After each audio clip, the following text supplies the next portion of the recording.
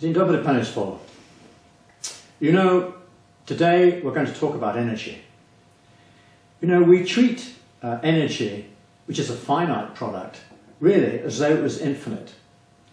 And this is because we are consuming, in a very materialistic way, huge amounts of carbon energy in the form of all the things we think we need to run our lives. It's not just that, of course. Energy requires coal, requires fossil fuels, requires different types of approaches, all of which involve mining finite resources from the land. Now, the problem with this is that mining those resources comes at a very high environmental price. It comes high levels of pollution, loss of sunlight, particularly involving coal and oil production, widespread sickness, not only in nature, but in us as human beings. The levels of pollution today are nearly all caused by carbon energy from finite resources. This includes, incidentally, fracking, which is attempting to create energy from gas trapped under the ground by breaking shale rocks under the ground using chemicals, highly toxic chemicals, and huge amounts of water, which then have to be dispersed. This is not an environmentally friendly approach. Nuclear energy, the same story.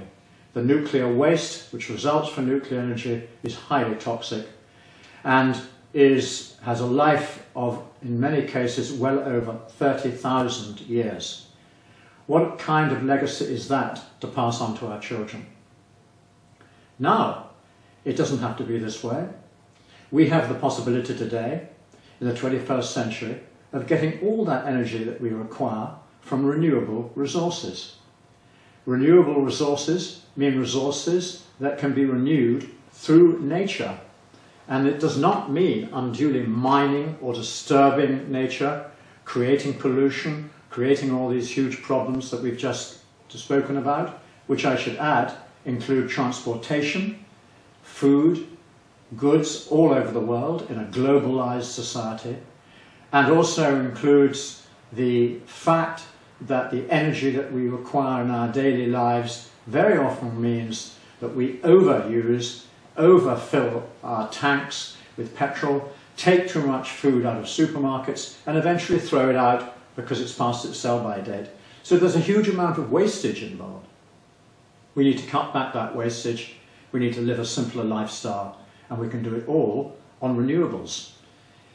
The use of wood, the use of solar energy, wind energy, water energy, biomass energy, these all come at a far, far less environmentally destructive price than fossil fuel energy. And here at Eco Centre ICPPC, we're going to demonstrate to you how we're already using those energies in our daily lives. It's quite simple. Have a look, see what you think. Na dachu mamy zamontowane moduły fotowoltaiczne do produkowania prądu i świetliki.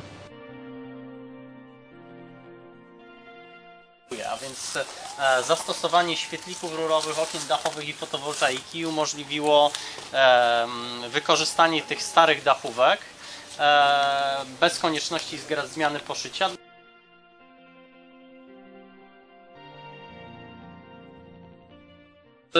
Regulator ładowania, który steruje procesem ładowania akumulatorów, przetwornica, dzięki której w gniazdku mamy identyczne parametry jak z sieci, czyli możemy praktycznie rzecz biorąc dowolne urządzenia sobie stosować.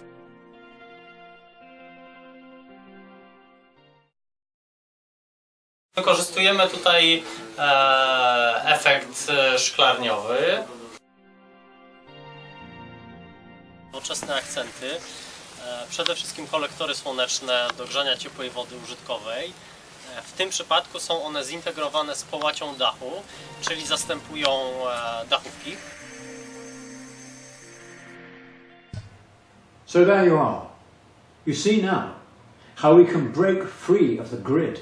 We can break free of our dependence on corporate controlled energy, which we have to buy and integrate price to ourselves, and to nature. You see, this way, we're reasserting our independence and proving to ourselves and to the world that we simply do not need to live on fossil fuels. We simply do not need to have so much things in our lives. We can get vastly more satisfaction out of enjoying the pleasures of life if we cooperate with nature and don't work against her. Join us again in a few weeks' time for the next of this series, Building the Ark.